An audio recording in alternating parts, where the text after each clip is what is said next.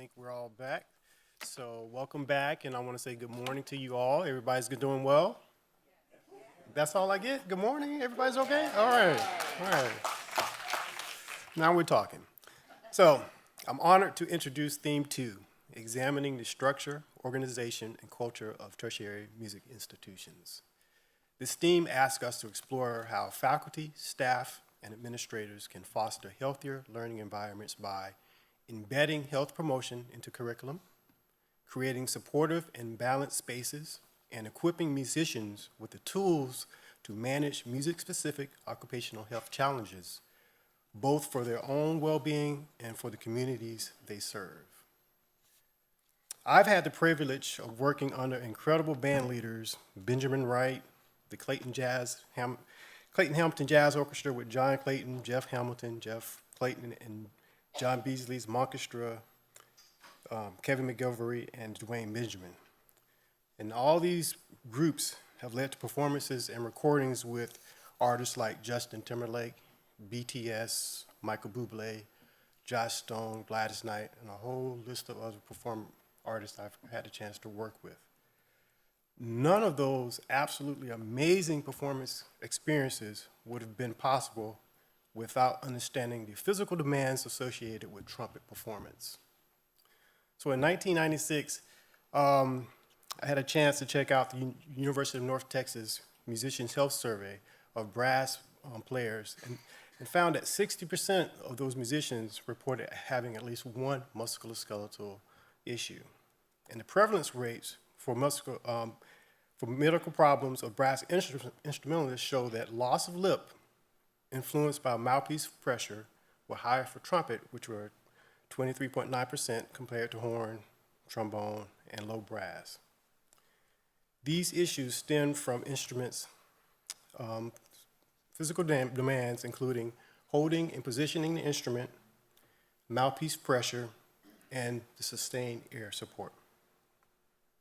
To study the loss of lip of trumpet players, Dr. Chesky formed a cross-disciplinary team including engineer George Kondrowski, audiologist Marion Hennick, Dr. Bernard Rubin, music educator Leonard Candelaria, and myself, a DMA student at the time. This led to a device that measured in real time the trumpet forces generated during trumpet performance. And that's the diagram that you see on the left. So it measured the forces longitudinally, they measured the horn angle, vertical, all the different pressures generated. And here's an example of this device in action.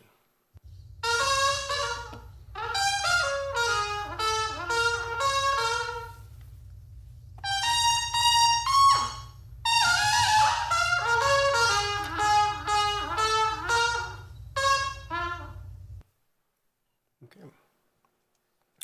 So,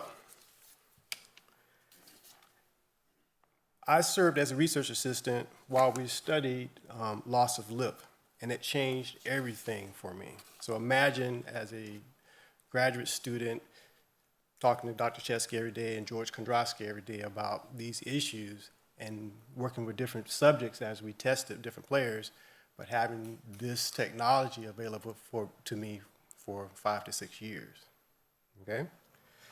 It reshaped how I thought about and how I approached the trumpet. And it changed how I practice, what I practice, how I teach my private lessons, how I lead ensemble rehearsals, and how I advocate for musicians' health. And more importantly, how I mentor students to think long-term about their well-being. Now, as an administrator, I strive to build bridges across my campus between the music, audiology, and engineering departments to help shape healthier futures for our students. In short, I am the result of what we're discussing today. I'm often asked how I keep growing as a musician. I usually say I still practice every day, which is true. But what I should say is I practice in an informed way, grounded in the research that I learned from Dr. Chesky and Dr. Kondrowski, what I learned, and also learning more efficient techniques and more importantly, the knowledge about injury prevention that I learned from them. The work we're doing and the conversations we're having today in Theme 2 are vital. They promote not just musical excellence, but in the words of Alice Brenfenberner, this work helps musicians strive for musical health, ease, longevity in their careers, and this is something that every musician deserves. Thank you so much for your time. Now I want to invite Elaine Whitmore to the podium.